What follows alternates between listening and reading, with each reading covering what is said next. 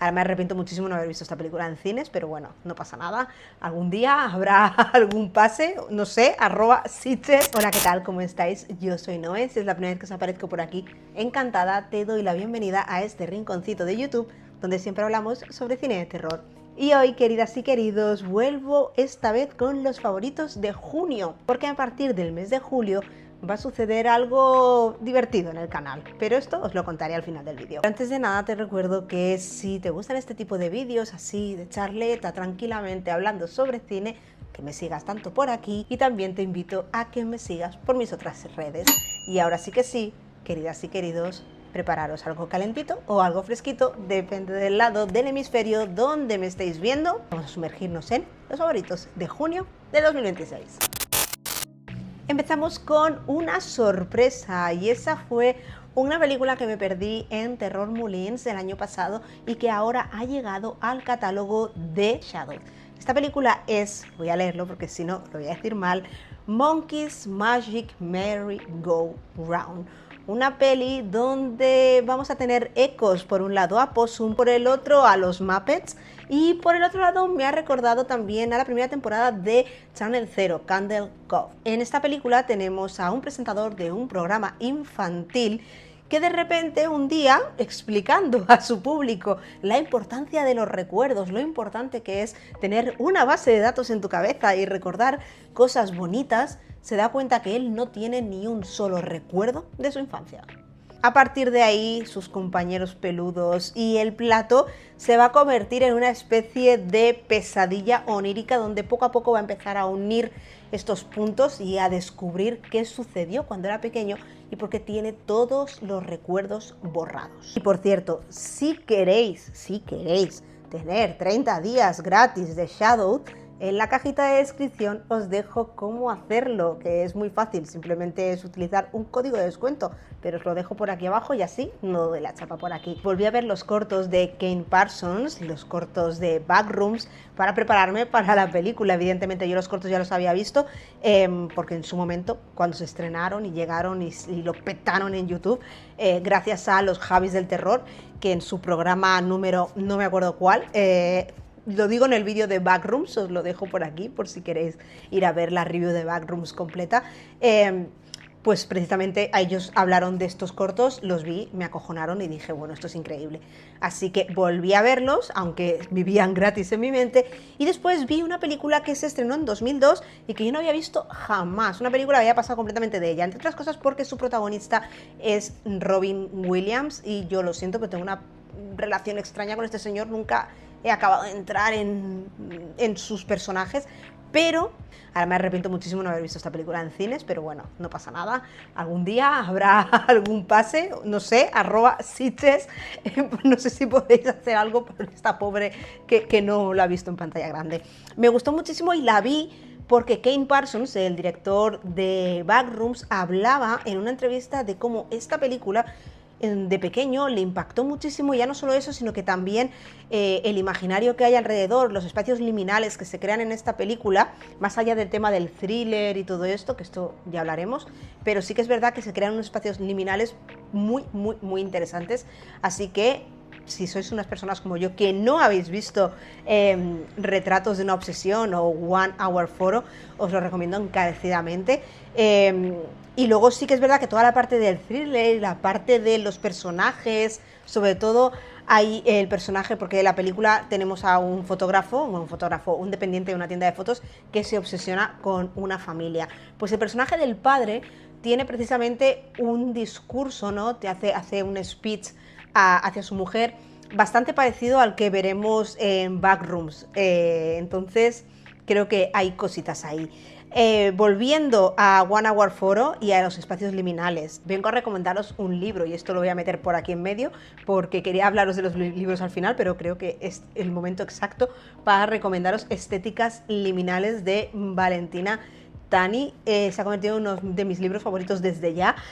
Vaporwave, Backrooms, Weird Code y cómo la cultura de internet está enrareciendo la realidad. Es uno de los libros más chulos que os vais a leer, tanto si conocéis el lenguaje de las backrooms y precisamente, ¿no?, lo que dice, ¿no?, el Vaporwave y el Wave Code, tanto si lo conocéis como si no, porque en este libro es súper didáctico y si no lo conoces te lo va a explicar perfectamente, y si lo conoces vas a ahondar en más cosas.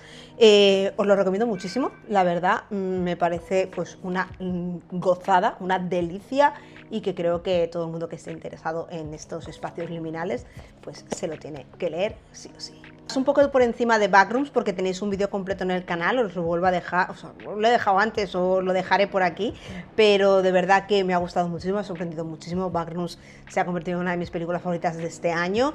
Creo que es una propuesta muy interesante y ante todo pues tener voces nuevas en el terror es algo que me fascina, y sobre todo que, siendo yo una persona que le gustan mucho las secuelas, las precuelas y todo esto, que tengamos nuevas voces y nuevas ideas, y que todas esas personas que han sido el germen, ¿no?, de estas o las inspiraciones para estos directores estén ahora en la producción ayudándoles y dándoles un espacio. Lo digo sobre todo por James Wan, que es la persona que está en la producción de Backrooms junto a Osgood Perkins.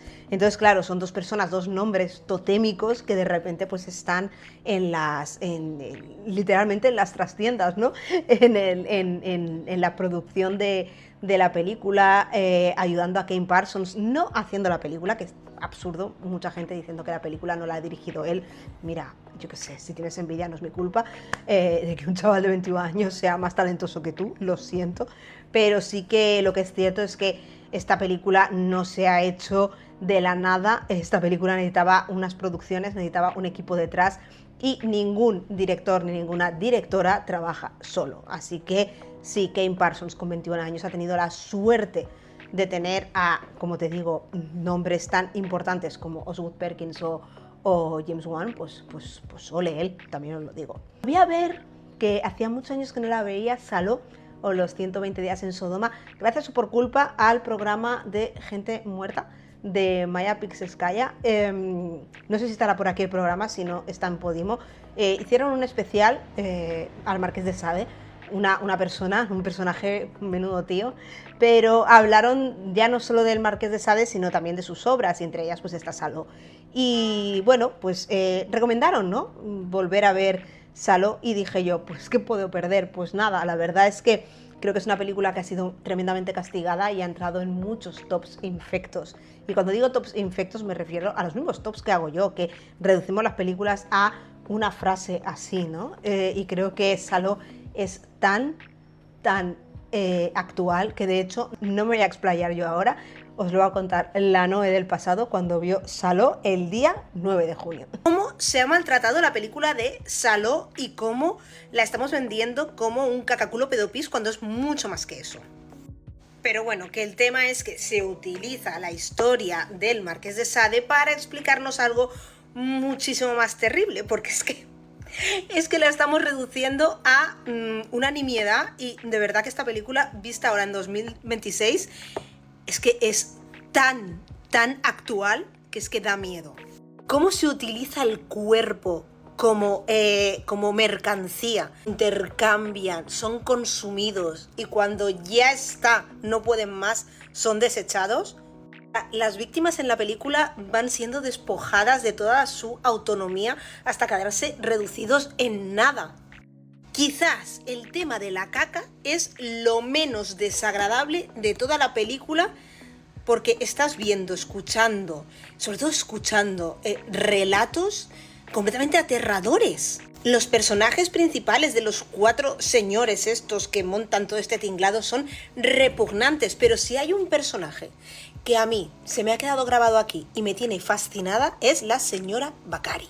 Que la señora Bakari tiene como no sé decirte, tiene un aura, ¿no?, de teatralidad, cómo narra perversiones, pero terribles, sobre todo la primera, cuando la señora empieza a explicar toda la historia. Es que no lo voy a contar porque es que si no me ven el vídeo de pitidos, veis la película. O sea, ese personaje es absolutamente perfecto, o sea, encarna todo lo grotesco. Es que ella misma lo que hace es representar a los aliados de estas personas que tienen tan normalizado el horror que te lo explican como un chiste.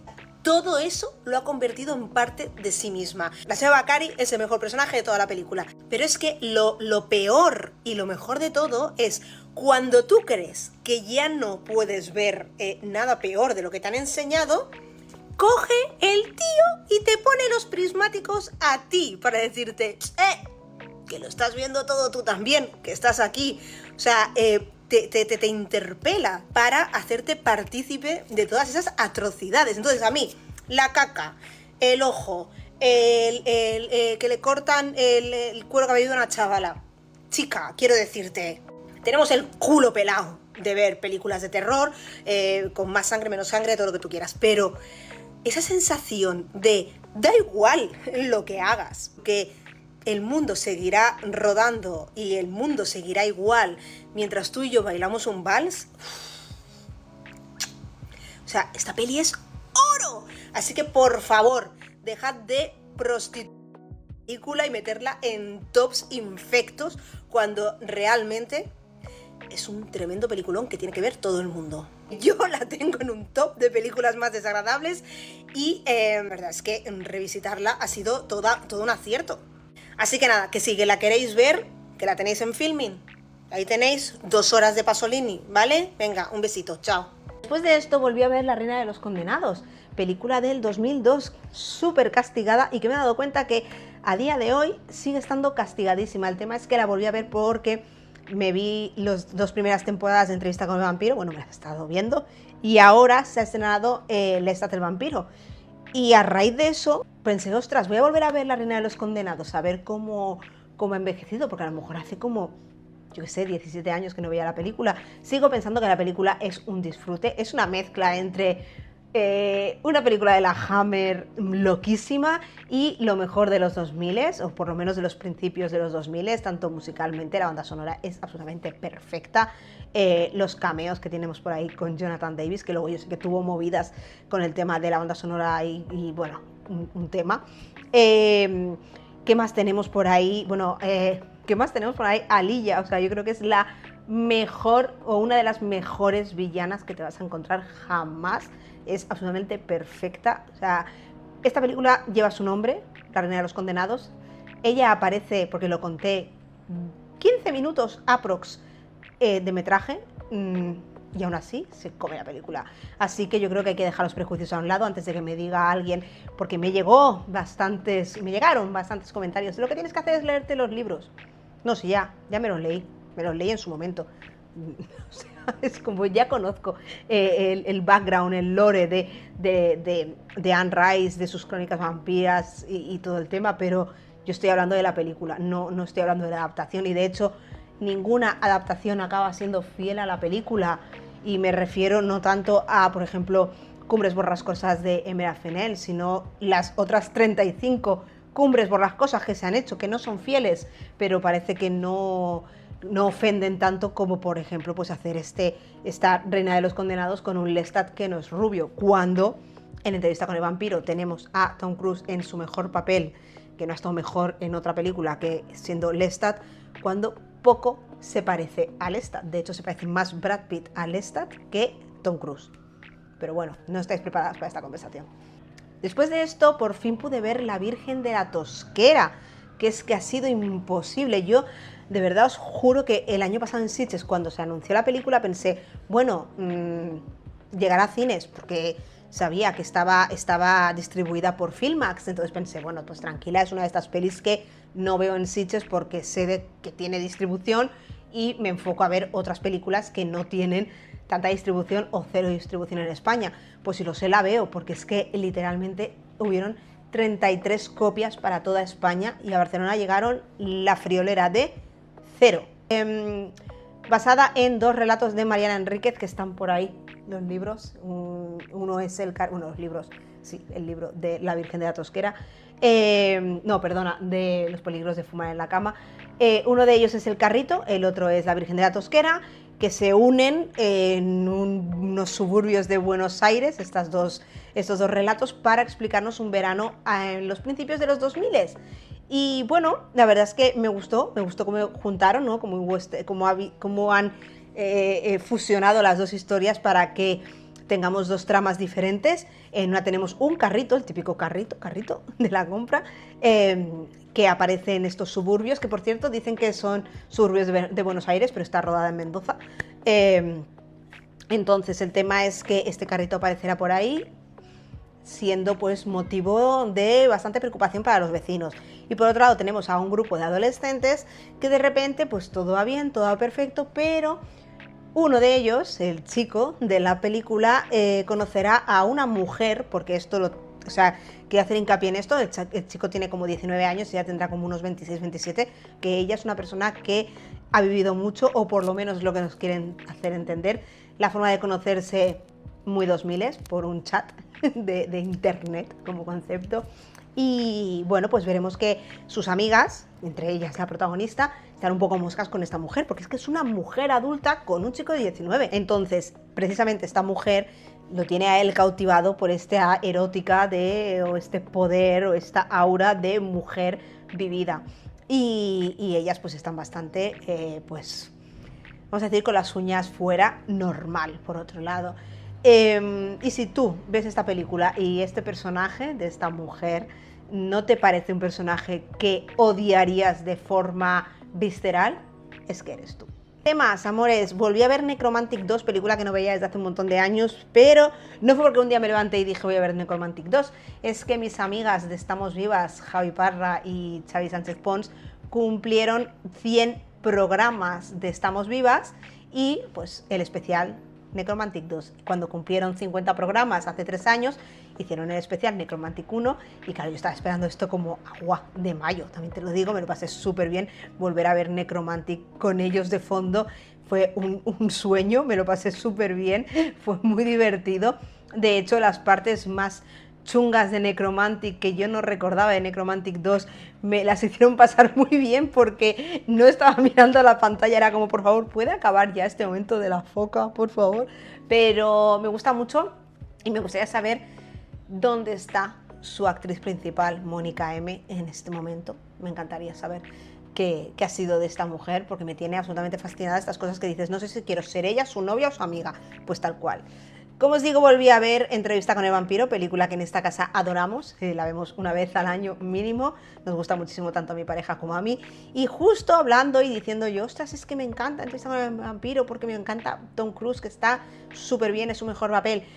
Mi chico me dijo, ¿no has visto Magnolia? Y yo, no, de Paul Thomas Anderson, y yo, pues no.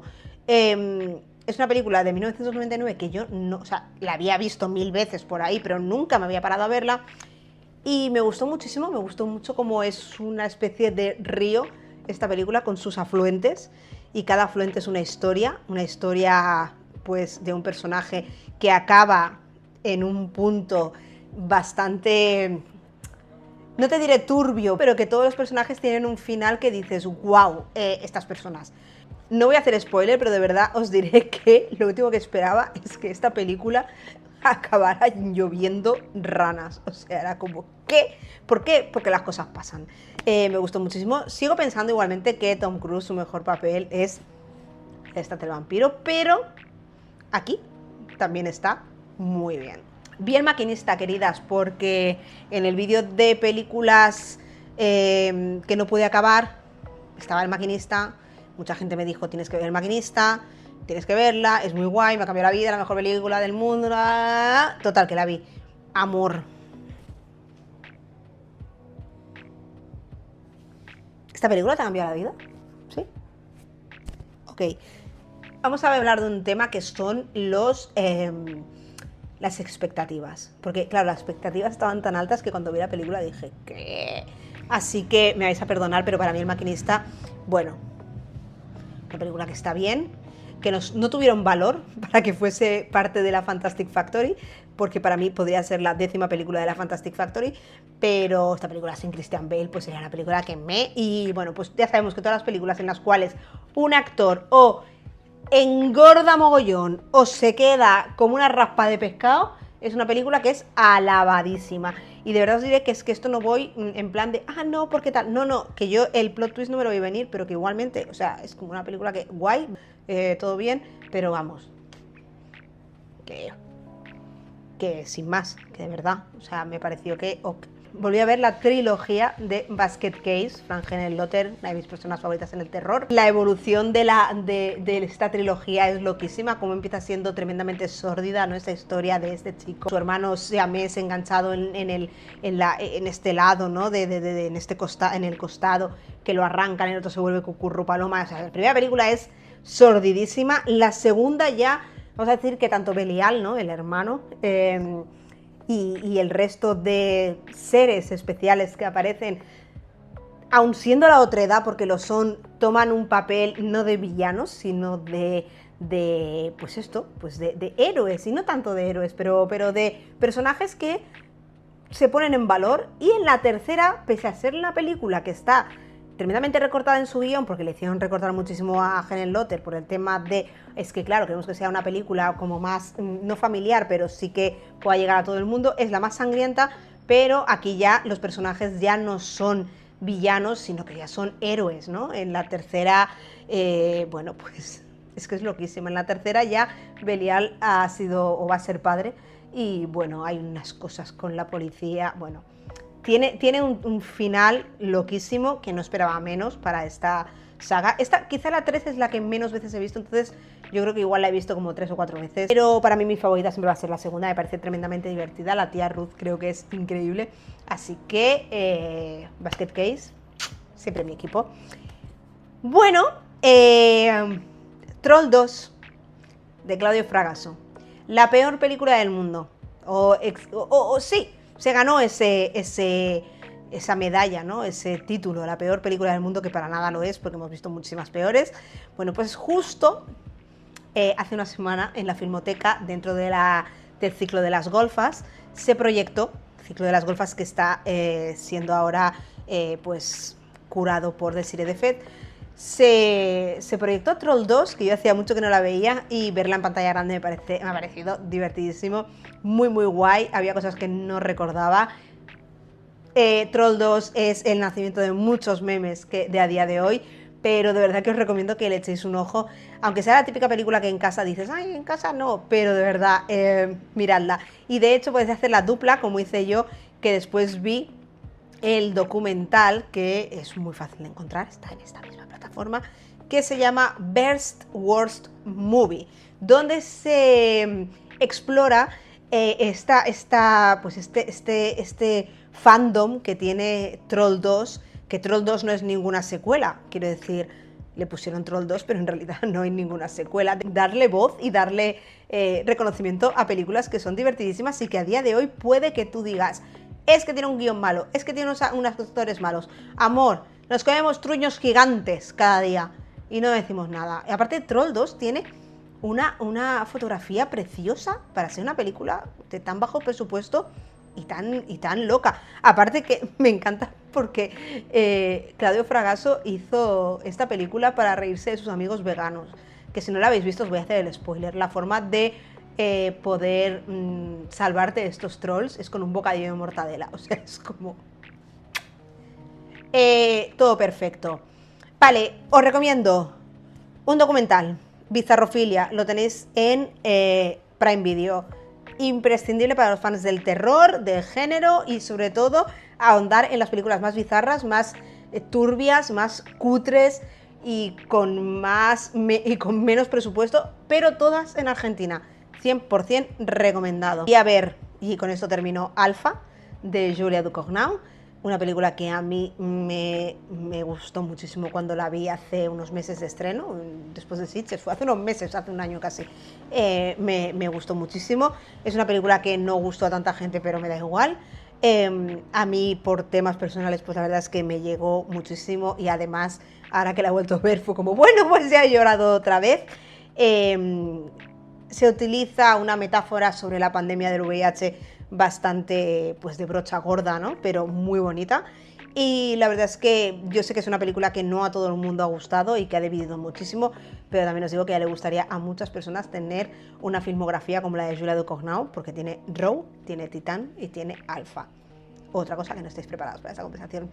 Con esto termino las películas, pero antes de nada que deciros que me leí Victorian Psycho. de Virginia Feito, os lo tenéis que leer sí o sí. Se va a estrenar la película en noviembre o en octubre. Espero que aparezca por sitios la película y si no, pues ya la veremos, no pasa nada. Este libro es loquísimo, divertidísimo y sí, Victorian Psycho es literalmente lo que estáis pensando. Nos vamos a la era victoriana con un personaje totalmente psicótico.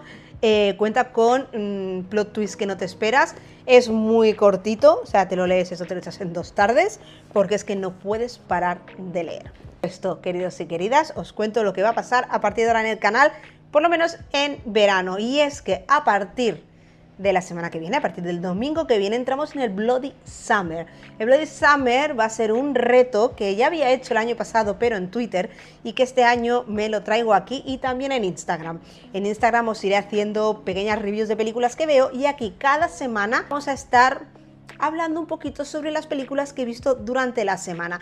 ¿Qué tiene en especial el Bloody Summer? Aquí vamos a tachar de la lista todas esas películas que tenemos en la watchlist, pero deben ser todas de antes del 2019. Así que, queridos y queridas, si os queréis unir a este reto, pues yo encantada. Nos vemos aquí cada domingo durante este veranito, pues para charlar sobre las películas que he visto, las mejores, las peores y lo que no me ha gustado tanto. Y dicho esto, queridas y queridos, os recuerdo que me podéis seguir tanto por Insta como por Twitter. TikTok lo tengo abandonado porque me parece una red del demonio que no puedo más con ella. Y nada, nos vemos en el próximo vídeo. Muchas gracias por estar ahí. Un besito enorme.